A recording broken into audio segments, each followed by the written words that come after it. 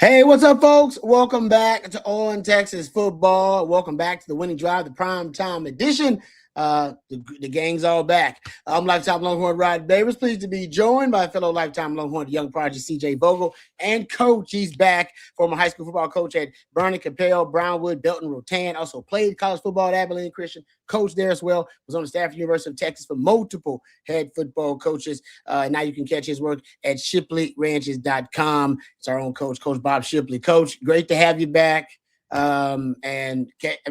Honestly, how are things going? Like, can you give us an update? Yeah. It's been 3 weeks. It's been 3 weeks since I've done the show. In fact, 3 weeks ago tomorrow is when Jordan's accident happened, and I do copy and football on Tuesday morning, so I've done it a couple of times since then just to give everybody an update.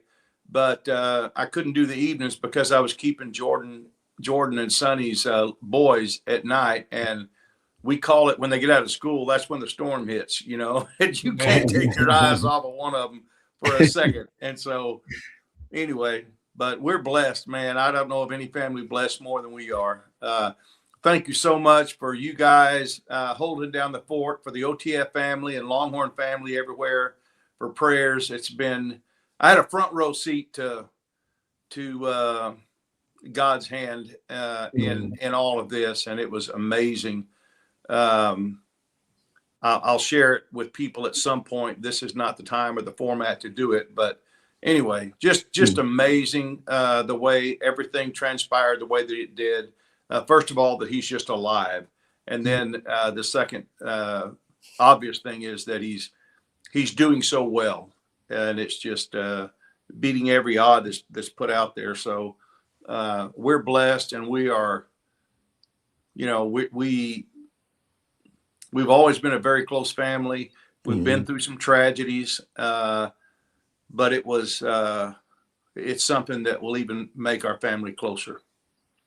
Yep. Well, we're glad to have you back, Coach. So Jordan's home. Yeah, Jordan's home, and he's doing well. He had to go back in the hospital, had to go back Thursday and have all his dressings redone and everything, and they were just amazed at the progress that he's made. So anyway, we're good, man. And no, Jordan did not inherit my fighting spirit. I'm pretty stubborn, but let me tell you, his mama was she was one of the most determined, driven people I've ever known. I met her when she was 15 years old. She was mowing yards for her dad, who was a coach in the cafeteria business, and then he got a bad infection and was in the hospital for 6 months and almost died, and started mowing yards on the side in the early 80s, late 70s, early 80s to pay for his medical bills. And she'd push that lawnmower as fast as she could. And I was just trying to keep up. I was like 18, 19. She worked me. She could outwork 10 men, but she has a brother, Jordan's uncle, who has actually run 4 miles every day for 47 years. Oh, what? I'm talking about sick, sleet, snow, on a trip. It doesn't matter. 4 miles a day for 47 years. That's some drive. That's amazing. Now, Don't take no days off. That kind of drive didn't come from me. I mean, I just got to tell you, when I was 40, it didn't come from me. I'd like to think I gave him a little balance, not to take things to such extremes, but he's very driven, as is his mother's side of the family, and I don't take any shame in saying that they had incredible genetics and an incredible work ethic, and I'm just thankful that had Jordan not been in such good shape, he wouldn't be alive today, and obviously the hand of the Lord on him. So I tell you this, we were at his house Christmas Eve. We always do our Christmas there. I'm sorry, New Year's Eve. We always do it on New Year's Eve. We stay 3 nights, 2 days, and just watch football, hang out, cook out, and all that. And he was working out. He's got a weight room in his house and just outside of Burnett. And he was working out, and I'm going, man. And then later that afternoon, he was in his driveway doing these just explosive plyometrics. And I'm going, what drives this guy? He just turned 40. It's like he's training for the NFL Combine. You know, what drives this guy to do that? When I was 40, I sure wasn't doing that. I was probably on a couch eating in a recliner eating Bluebell ice cream, watching football. You know, but anyway, that certainly helped save his life. He had to hike 2 miles after he went through 8 or 9 feet of flames for about 20 or 30 yards. And anyway, I would jog 44 miles in 47 years. Yeah, But anyway, to be in such tremendous shape, there's no doubt saved his life, along with, like I said, just the presence of God. And him saying when he became conscious that God's not through with me yet. And he also said, I'm so excited to see what God has planned for the rest of my life. So he will be, he's always been on fire for the Lord, but I think that's about to go up a notch because he realizes how close he came and how he almost didn't make it out. So anyway, crazy thing. And like I said, it's brought our family even closer. We've gone through some tragedies before. Jordan has certainly suffered some setbacks, 7 surgeries, and you know a lot of things happen in his life. But that dude is, you know, not often do you hear a father say that his son is his hero, but he's mine. He's 10 times the man I am. Coach, that's inspirational. It really is. That is. Thanks for sharing, Coach. We appreciate it. I mean, it's obviously I know it's a lot, but thank you for sharing that with us. It means a lot to us, and I'm sure the Longhorn Nation too, to get that story. And man, he got that dog in him. He got that. That's what that is. He does have that dog. He got that dog in him. We saw him on the field, but he's just not a barking dog, you know. He just that's what that is. So, all right, we have a special guest coming up. Stevie Lee's coming up momentarily. Also, guys, your questions, comments, throw them out there, as many of them as you can. We'll try to address as many of them as we can. Excuse me. Super chats always jump to the front of the line. You can interrupt the show at any time, talk about whatever you want to talk about. Before we get to Stevie, let's thank our lead sponsor for tonight's live stream. Let's thank our friends over at Vaughn Lane really quickly. Then we'll dive into some conversation with my former teammate, Vaughn Lane. Folks, I know a lot of you out there are done with the holidays and you're done relaxing, hanging out with family. Time to get back to business. Time to get back to that packed travel calendar, the meetings and the conferences. Well, if you're flying short routes or driving hours between cities, there's a much better way, right? You don't have to deal with the stress of TSA and delayed flights at the airport or the road rage and traffic and arriving with jet lag and all that. No, our friends over at Vaughn Lane, they offer first-class travel experience on the ground, folks. You're aboard in minutes at a private hotel terminal. Well, you settle into one of just 22 oversized leather seats. You enjoy complimentary Wi-Fi, beverages, snacks, and hot towel service on every trip. And on select departures, our friends over at Vaughn Lane will provide complimentary meals. And they've also decided to upgrade their Wi-Fi with Starlink internet across the entire fleet, which is going to make their Wi-Fi even faster and more reliable. So if you're going to work on those Vaughn Lane trips, you can do that as well. Or you can just sit back, relax, and enjoy the ride. Vaughn Lane serves Austin, Dallas, Houston, San Antonio, Fort Worth, Plano, the Woodlands as well, Atlanta, Memphis, Nashville, Knoxville. And if you are traveling with a team or a group, you can charter your own Vaughn Lane coach, and you can design the trip from pickup to drop off. So reach out today, VaughnLane.com, VONLANE.com. And if it's your first time riding, you can enter the code OTF26 at checkout, and you'll save $20 off your first trip with our friends over at Vaughn Lane. Vaughn Lane, your private jet on wheels. I've taken Vaughn Lane several times myself to Houston and Dallas, business and personal reasons, to visit family. I love the Vaughn Lane. My wife loves it. Big fans. And of course, we partnered with Vaughn Lane and our friends over at Third Longhorn, and we took our little Texas tour. And a lot of the folks now they trust in Vaughn Lane after the Texas tour and all of our stops. And thank you to Vaughn Lane for powering that and also for sponsoring our live stream. All right, let's get to my man Stevie Lee. He's been patiently waiting. We appreciate him taking the time each and every Monday to join us. Thanks, Stevie. What's going on? How was your weekend? I'm good, man. I'm over here wiping my tears from what Coach had to say, man. Dude, when you say that your kid's your hero, man, I totally felt that, man. My girls are everything to me. So it's unfortunate that Jordan went through what he went through, but man, just taking that y'all come together as a tighter family, even more tight than y'all were. So that's your words are awesome, and and encouraging, Coach. Come back. Good to see you, Coach. It's good to see you. Just don't ever put God in a box.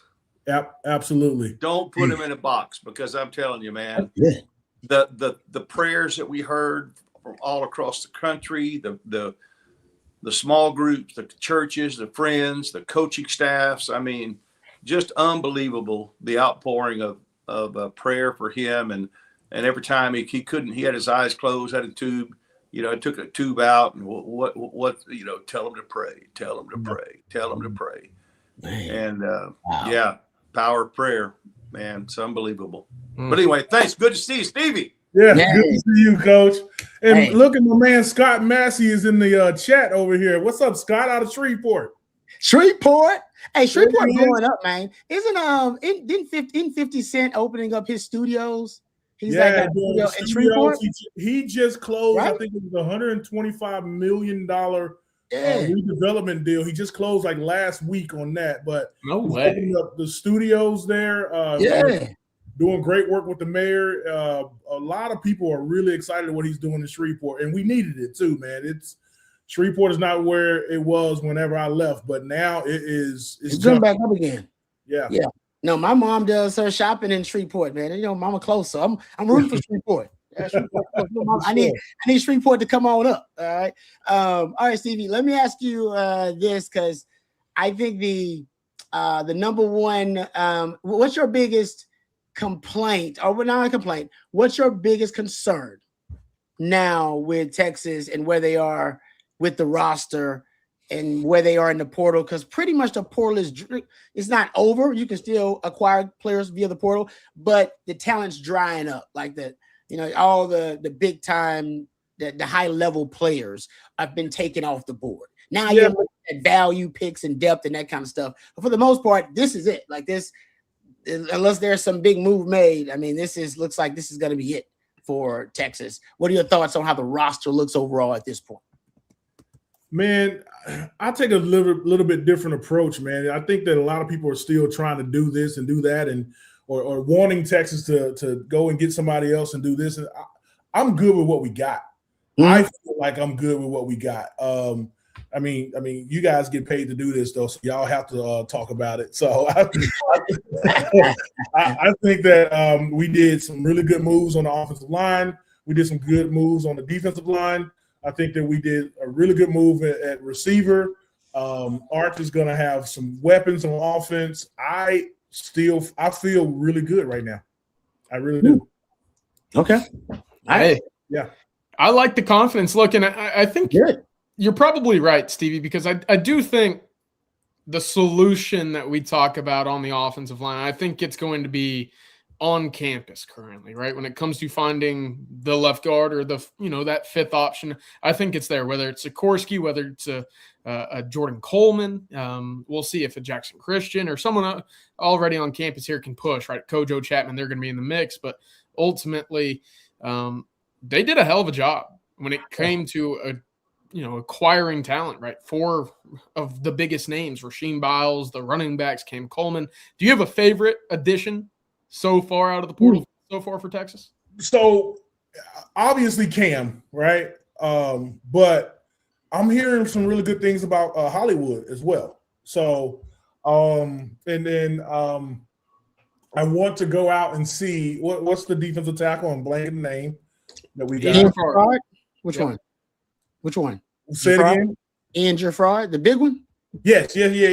So I really want to see the big man move in spring practice. So I'm looking forward to that because, football is hand-to-hand combat. It starts in the trenches, man. I don't care what y'all say, you secondary guys. I don't care, but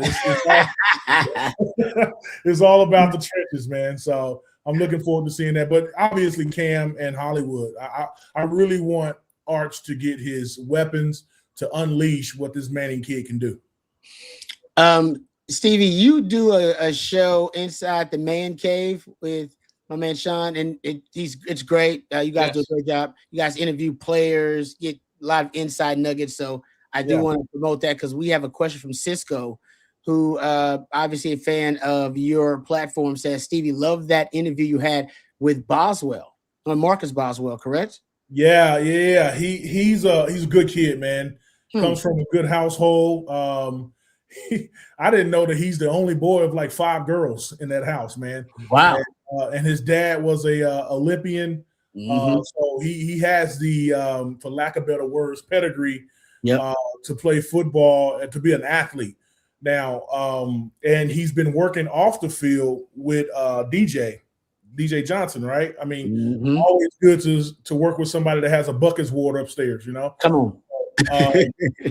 So I told him, man, work on his body and just take in the knowledge that somebody like DJ can give him. And I think I'm looking forward to that addition on the defense as well, just so see where they can put him on this defense. I think that him working hard and working out this offseason he can get some significant playing time next year. Hey, Stevie, let me ask you something. Do you remember what you were listed at, like in the media guide for Texas, like what your height and weight was listed at and how accurate it was? Because and Coach, I would ask you about this too, because Diego Pavia at the Senior Bowl, did y'all see this? I don't know if y'all saw it, but Diego Pavia was listed, I think, in whatever their media guide. I think he's listed at 6 foot. He came in at 5'9" and 7/8. That's a good height. Oh, it's a good height. They fuzzed me a little bit. Okay, I gotta Coach will give us insider scoop on this. But as a player, did they fudge your stuff? Because they fudged mine. Okay, so I don't remember what the media guy said, but I do remember what Madden said. The video game. Oh yeah.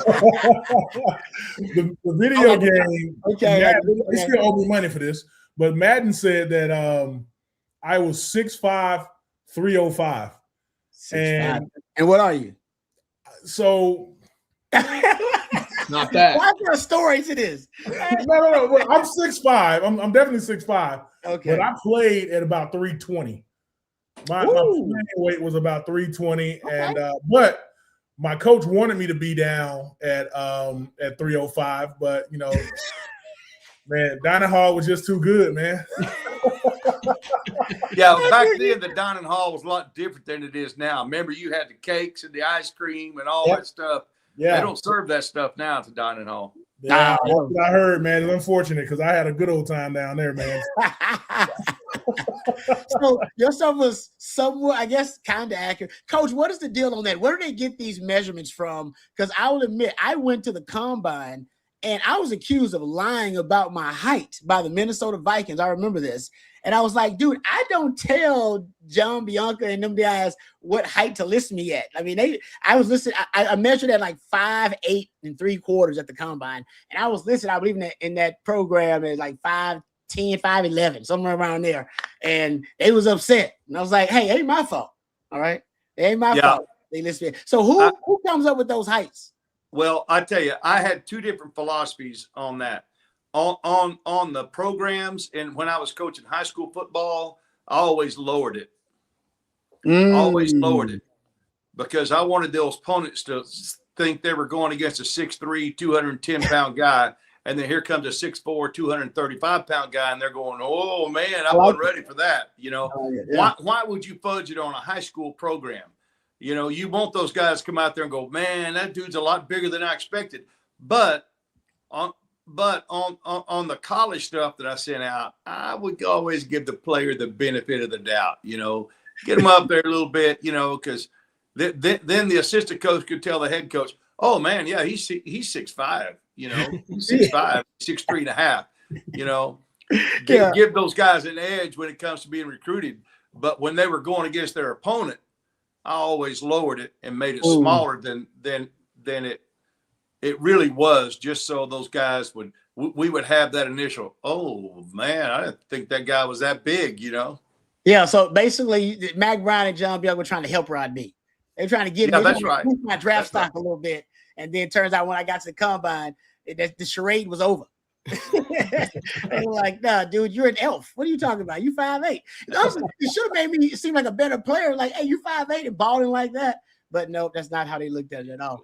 Steve, okay, one more thing before we let you go. We had Matt Trissel on yesterday. Trissel was great. You know, Trissel's awesome. He's back in Austin, and he has a son, Jackson, who's one of the better O-linemen actually in the state. It's a really good player.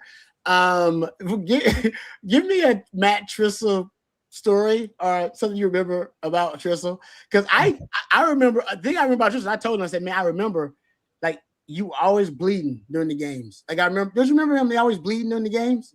Yeah, I remember that. He was always. I don't know if I have a PG Matt Trissel story that I can tell. Yeah, don't get him in trouble.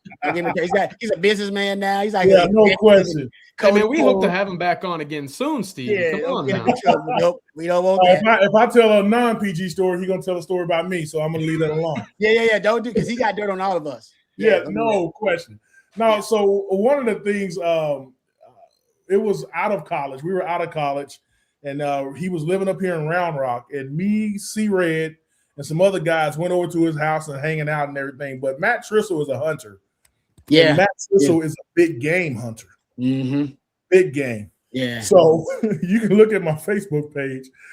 Me and Corey Redding walked around his house and made fun of every big game that he shot. Like we taking pictures with the big with the heads on the walls and everything like that. But when it got to the Longhorn, we respected it. Right, so we took a real picture with the Longhorn. That's love. We were taking all funny pictures with all the other stuff, man. But now Matt Trissel is a good guy, man. I gotta go back and listen to that. I heard that he was going to be on, and I wasn't able to watch. But now Matt's my guy. His son is going to be incredible. He's a good kid too. Yeah. When I heard some rumblings when he transferred from what's that Lago Vista to go to Westlake. Oh. They didn't like that, you know. So, but he's where he needs to be. I think that if Texas offers him, I don't know if they did already, but he'll be a great addition to the Longhorn crew because he has that behind him. What it means to be a Longhorn at the University of Texas, and with this new portal situation and rules, man, I don't know if we're going to be able to get that a lot around here, you know. So kid that father has gone through the university, that lives right here in Austin. He can help recruit local guys and help keep the how do we put it, Rod? I guess the aura of being a Longhorn in that building, you know. Mm-hmm. No, it should mean something. I remember Quinn made his decision, and I think he basically said, no, it means something to be considered a Longhorn. MP Houston said, you're the man, Stevie. Thank you, MP Houston, for the super chat. No question. He is the man. You know, that legacy aura doesn't mean what it used to be. No. It doesn't, but I'm hoping that we find a way to make it mean what it used to be, because my T-ring means a lot to me. Yeah. And when I walk around and I see someone else, even the female athletes, that when they have a T-ring on, that means something to me, and we spark up conversation and we do business together, you know. Yeah.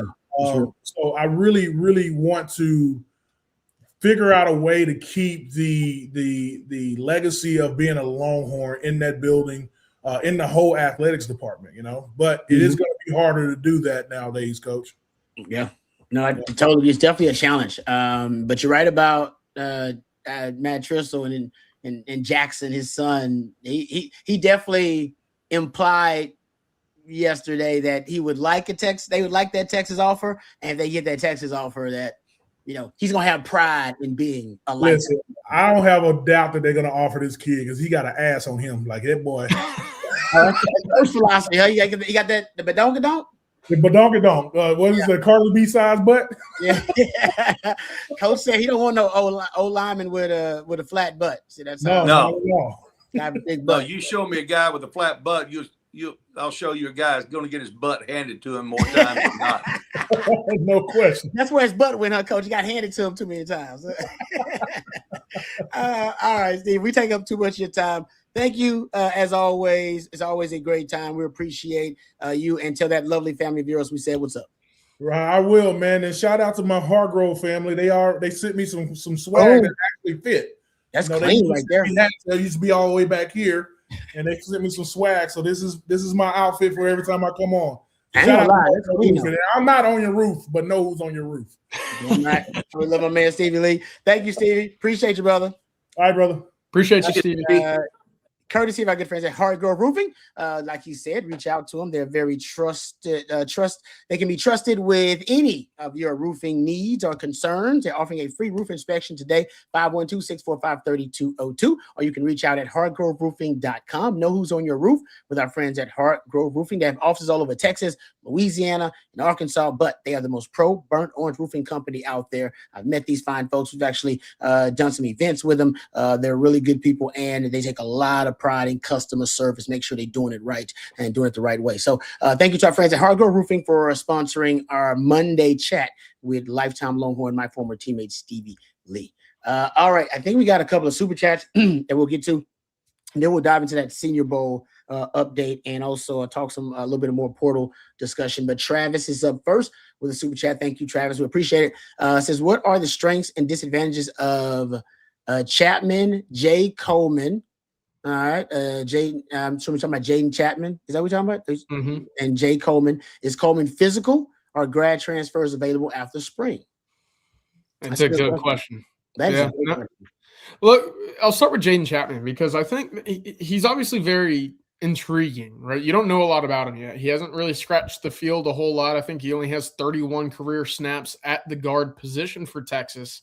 So how much can you rely on him to be someone that competes for this position, Coach? I know that it's just quite frankly tough to look at a guy that's kind of been on your sideline for a long time and then wonder if he'll be an option for you. So look, he's still in the program, he's still working, getting bigger, faster, stronger, all of that, but you don't know. You haven't seen him outside of scout tape or practice tape in fall and spring camps so far. So look, he's going to be in consideration. How much that remains to be seen.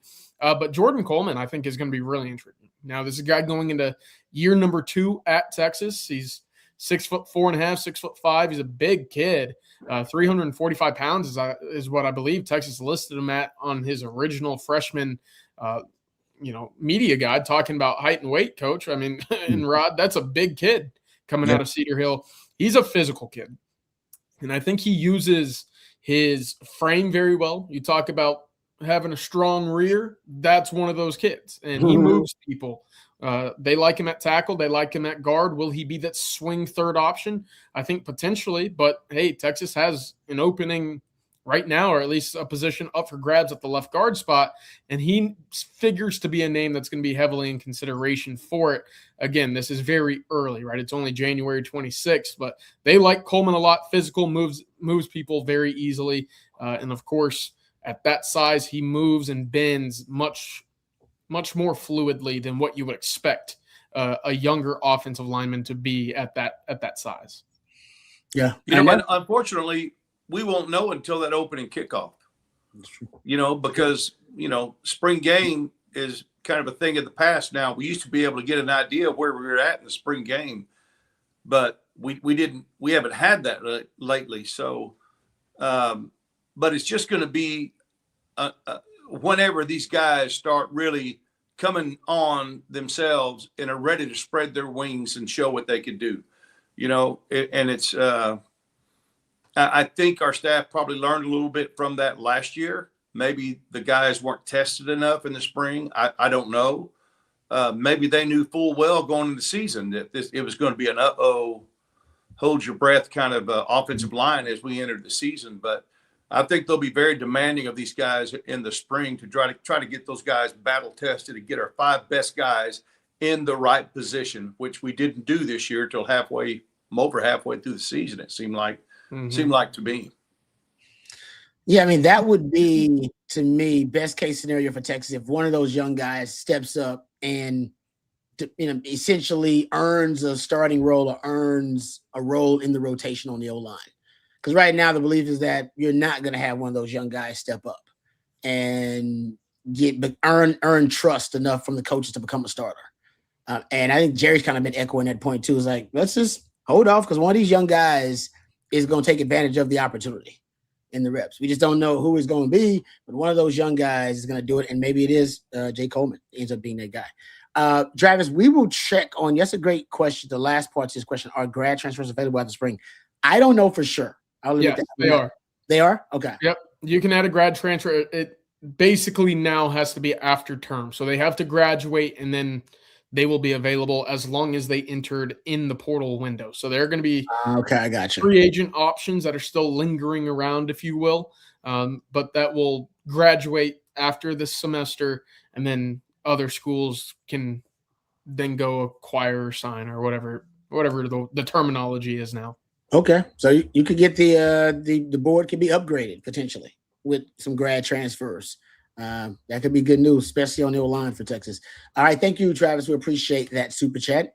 Rocky's up next. Thank you, Rocky Poor. As always, great to hear from you. He says, welcome back, Coach. When you were coaching, how did you handle figuring out a position that was either a concern or didn't have a clear starter? Well, I always thought the bench was the best motivator.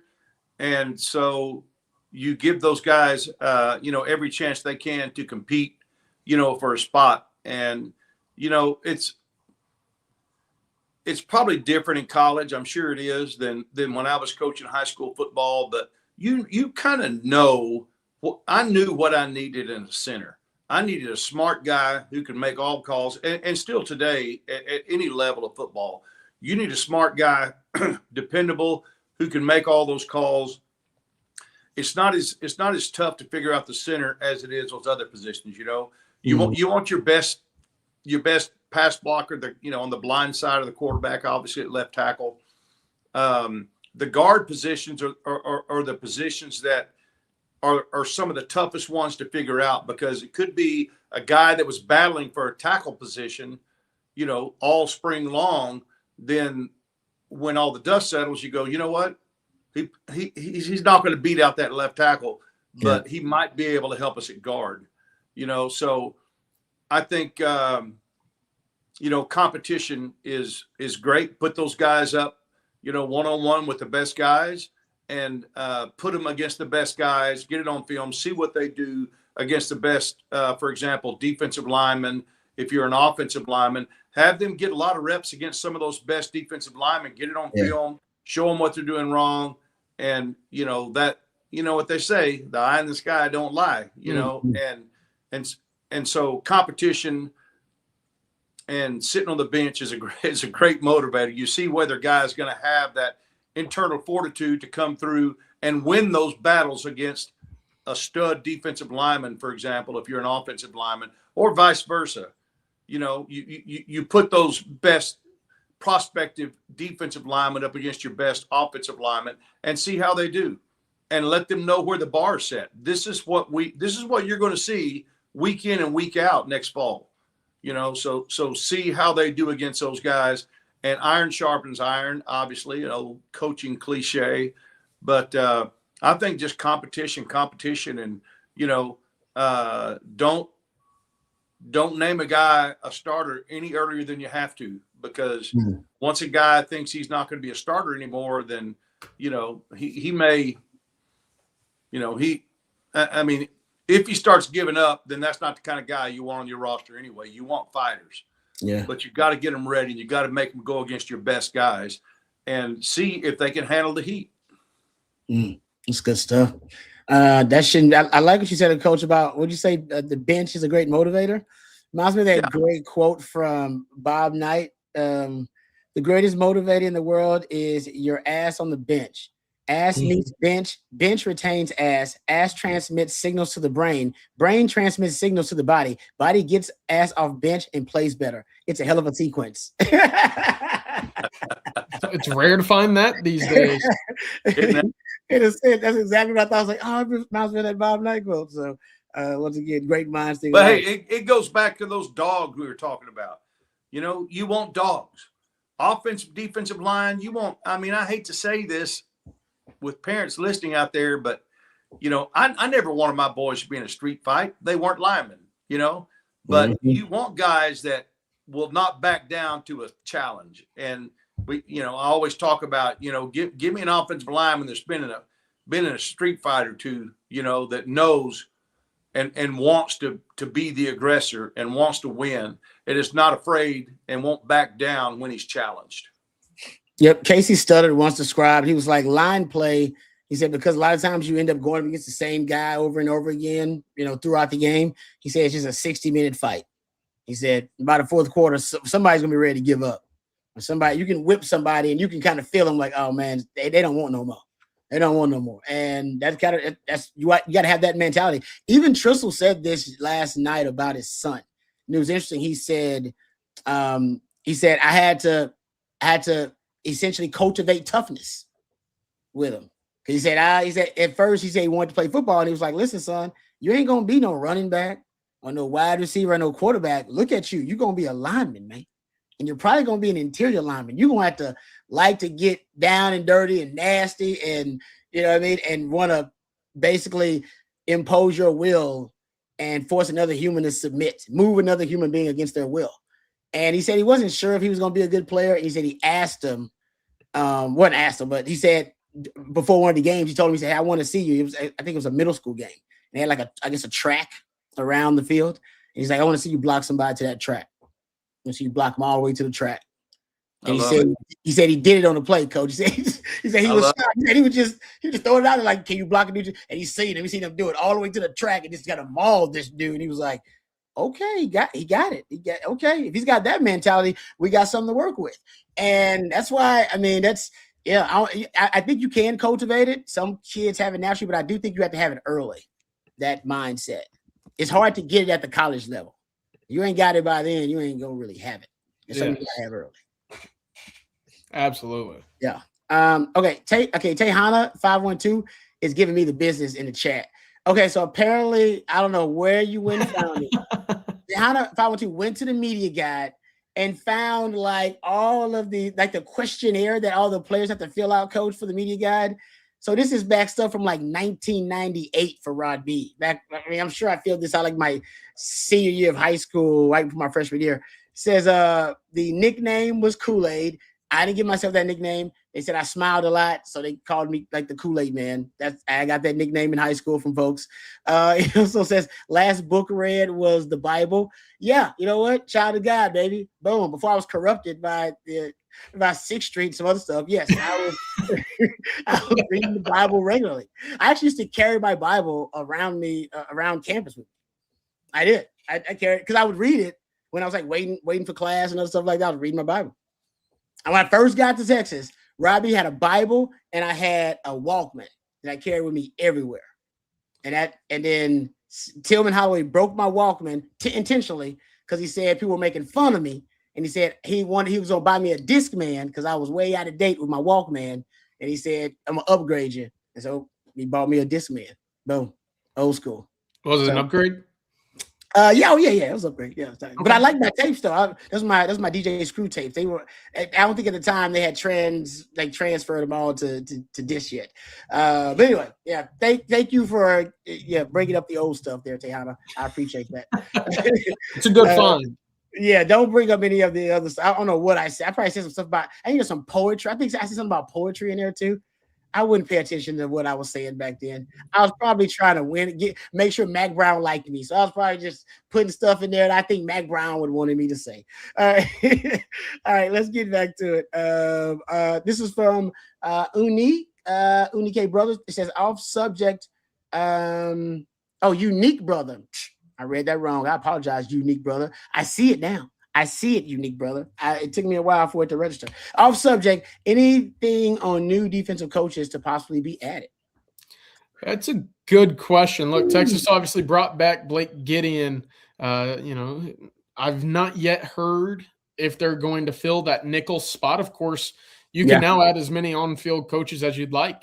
Doesn't mean Texas is going to do exactly that. And what we know with Will Muschamp is you don't need to branch the back end with the front end like what was required under Pete Kwiatkowski, right? That was one of those things. He likes the front seven, and he likes someone that knows the system to kind of join together that back end. Well, with Blake Gideon and Will Muschamp, I would imagine that there's, one brain cell working together there, right? They're on the same wavelength, if you will. So I don't know. I've not heard anything behind the scenes when it comes to new coaches being added. Of course, there are position coaches spots open on the Texas staff, but haven't heard anything lately when it comes to who else or where else they might target new positions.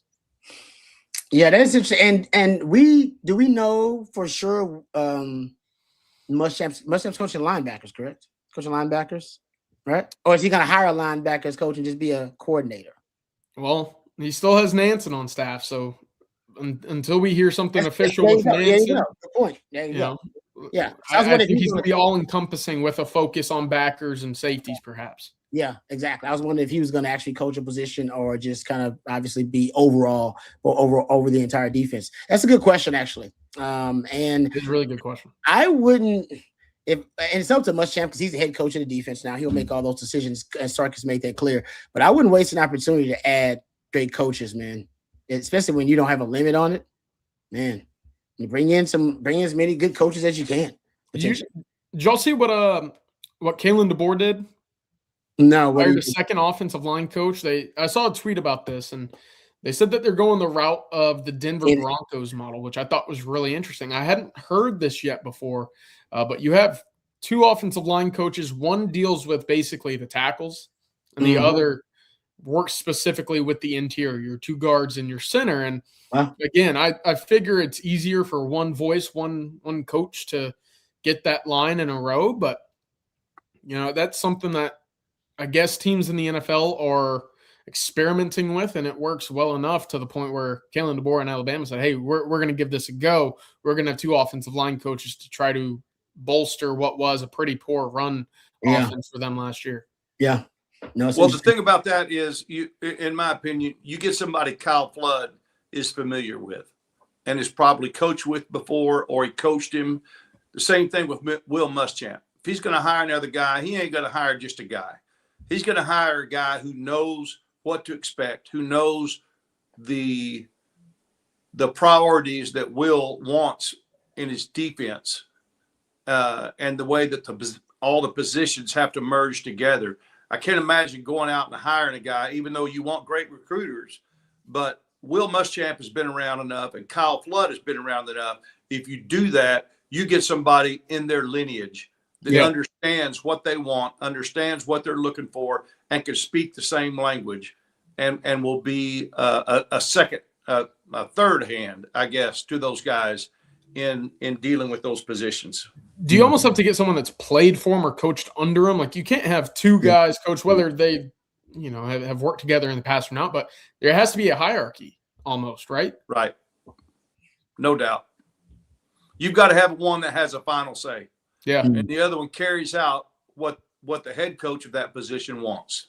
That makes sense. Otherwise, I feel like you're just clashing with two different ideas, two different ways to teach, and things don't go that way. And let me tell you, there's so many different ways to coach offensive linemen. There's so many different ways to coach linebackers and DBs. You've got to all be from the same bloodline, in my opinion. I like that. All right.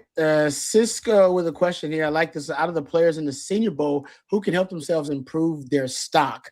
The players in the Senior Bowl, Ethan Burke, Jack Indry, Jalen Gilbo, and DJ Campbell. And actually, Ethan Burke is probably getting the most buzz I've heard from the Senior Bowl. He's getting a lot of praise that he's actually done well in these Senior Bowl practices.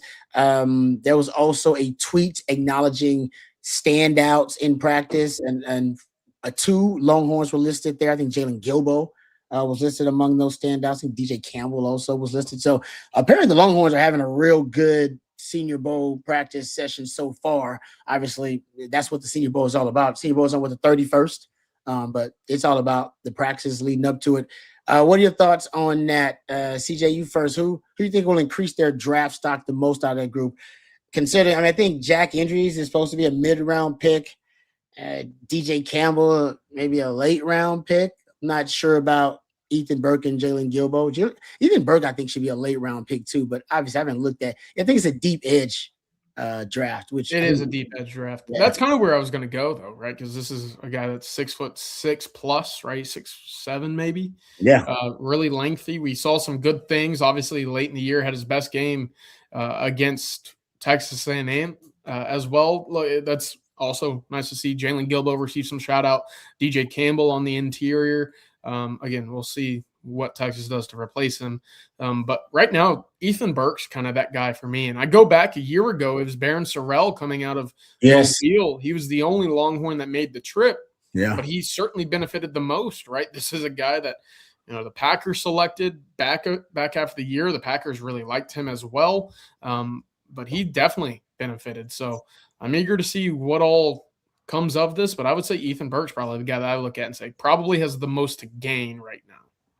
That's good. Yeah. Coach, what about you? Out of Ethan Burke, Jack injuries, Jalen Gilbo, and DJ Campbell. Yeah, I think Ethan Burke can really increase his stock. He's not your typical you can see a lot of guys with his frame, but you can't judge him. He's got a great frame, but you can't judge him by his frame because he's got some dog in him too. Yeah. He is relentless when it comes to his pass rushing. And he's got strong hips, which to me is one of the best attributes of an offensive or defensive lineman, or really almost in any position. Running back, tight ends, linebackers, you've got to have strong hips if you're going to be involved in that, contact and battles every single play. Those hips are huge, and he doesn't have a huge rear, but he's got strong hips, and I think that's something that will help him. He's one that I really look at to improve his draft stock. Rod, what do you think of Gilbo? Where do you think he kind of falls in this conversation? I think Gilbo's got a chance to be among those undrafted free agent DBs that still has a shot in the league, which Texas has a pretty good track record of guys. Help just watch PJ Locke in the on championship weekend, right? And Brendan Schooler was up. I think Texas has, a good track record where a lot of teams will give a Texas DB like that a shot. He even talked about this too at the Senior Bowl. He said, I was in a really talented room with a lot of really good players. And we basically kind of talked about how in practice he went up against NFL wide receivers in those rooms. And I do think that NFL scouts will look at that as a value pickup.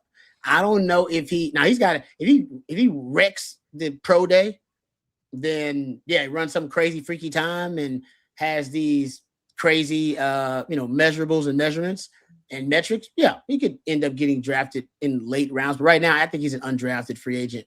But not saying he can't get to the NFL and make a practice squad or something like that. Yeah.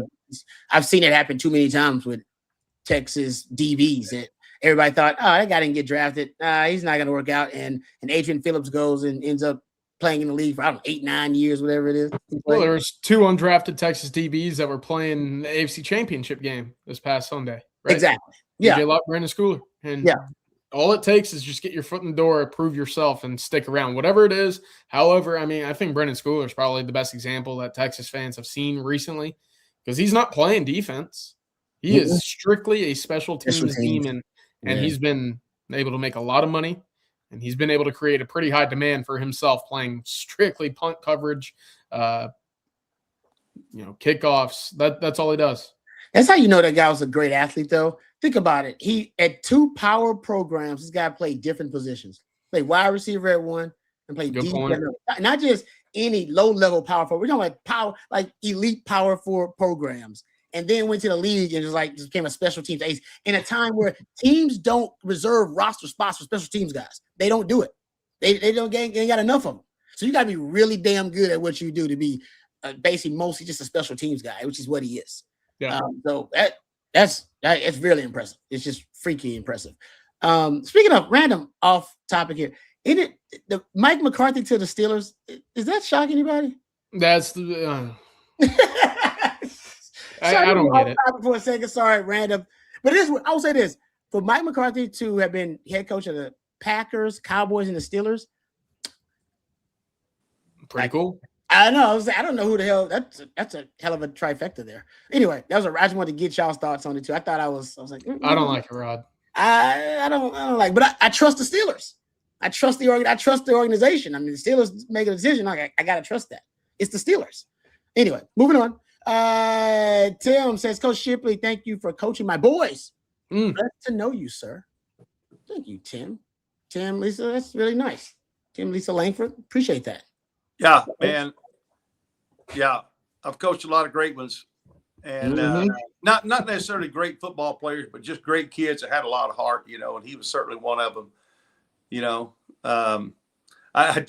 That kind of reminds me of a joke. I used to say it.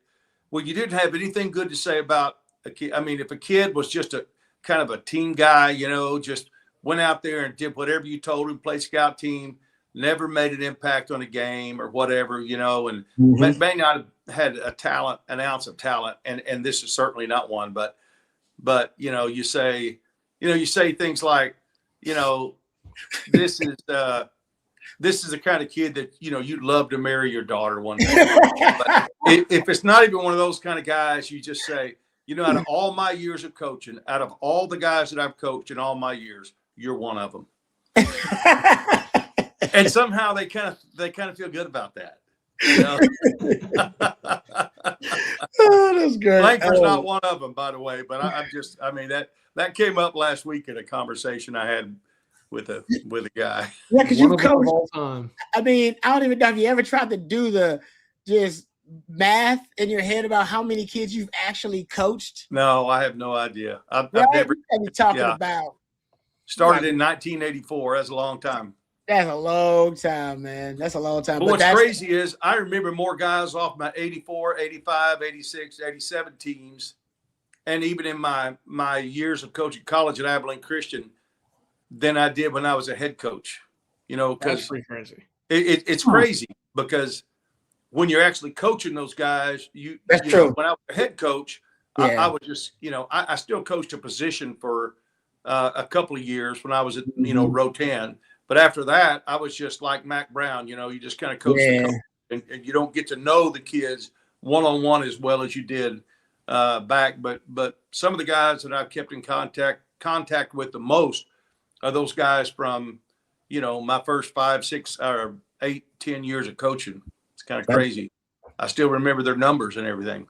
That's awesome. That's why I said I got such respect for coaches because, Coach has no idea how impactful he's been in so many people's lives, but I'm sure of it. He's changed lives. I miss my intangibles, but he didn't describe the intangibles. Good move, big boss.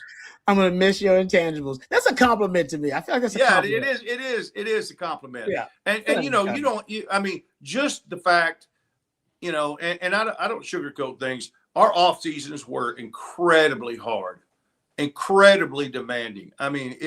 You had to want to play football. Yeah.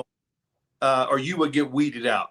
You would stand out like a sore thumb if you didn't have good work ethic. So just the fact that they stayed on the team and finished is really quite an accomplishment. And not just for me, but for most high school coaches, who try to run a program the right way. The guys that make it through, just to make it through and hang in there and not give up and not quit. Hats off to those guys, man, because they played for the love of the game and for the love of their teammates and to help in any way they could. Amen. Good stuff. Johnny Jackson, the Emperor. Thank you for the question. Says Will Muschamp will have Texas playing physical, which is what Texas was missing. No doubt that the physicality is what they were. Physicality and a certain intensity, a certain edge.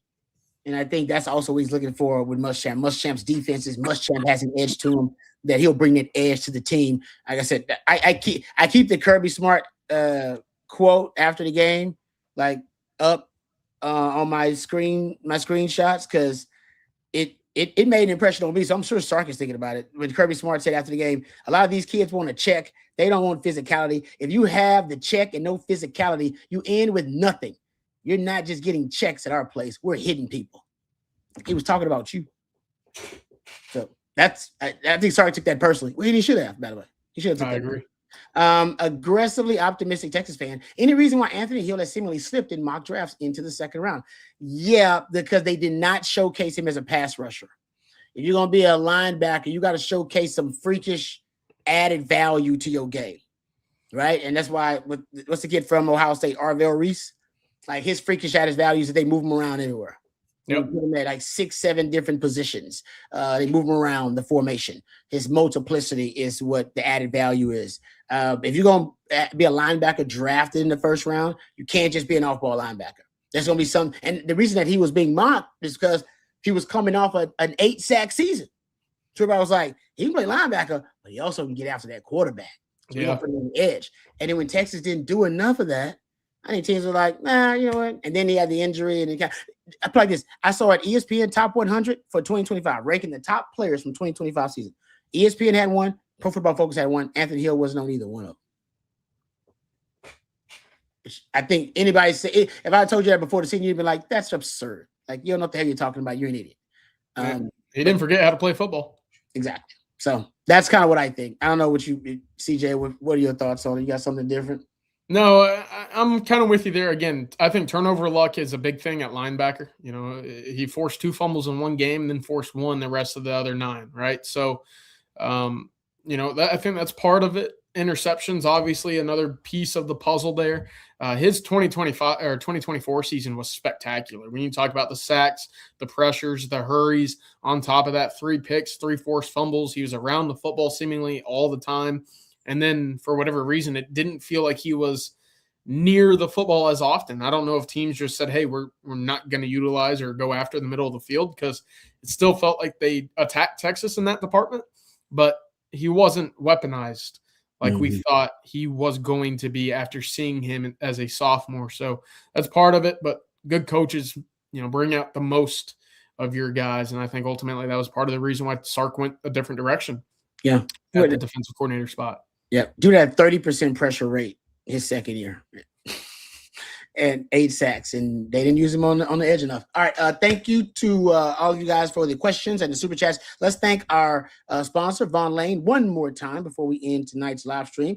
We appreciate Von Lane, and you will as well. Now it's time to get back to the meetings and the conferences and your packed travel calendars. Well, if you're still flying short routes or driving yourself in between these major cities in Texas or around Texas, there's a much better way. All right, Von Lane offers you first-class travel on the ground. You board in minutes at a private hotel terminal, settle into one of just 22 oversized leather seats, enjoy complimentary Wi-Fi, snacks, beverages, and hot towel service on every trip. And on select departures, Von Lane also offers complimentary meals. They also are upgrading their entire fleet with Starlink internet across the entire fleet, making Wi-Fi even faster and more reliable. And right now, they're serving Austin, Dallas, Houston, San Antonio, Fort Worth, Plano, the Woodlands, Nashville, Memphis, Atlanta, Knoxville, and adding more cities to the list every day, it would seem. And if you're traveling with a team, you can charter your own Von Lane coach, designing the trip from pickup to drop off. Visit vonlane.com. And if you're a first-time user of the Von Lane service, you can enter the code OTF26, that's OTF26 at checkout, and you'll save $20 off your first ride with Von Lane. That's Von Lane, your private jet on wheels. All right. Thank you to each and every one of you. Any last words, Coach? Any last words from you, folks out there? Anybody before we get out of here? Oh, I think you're muted, Coach.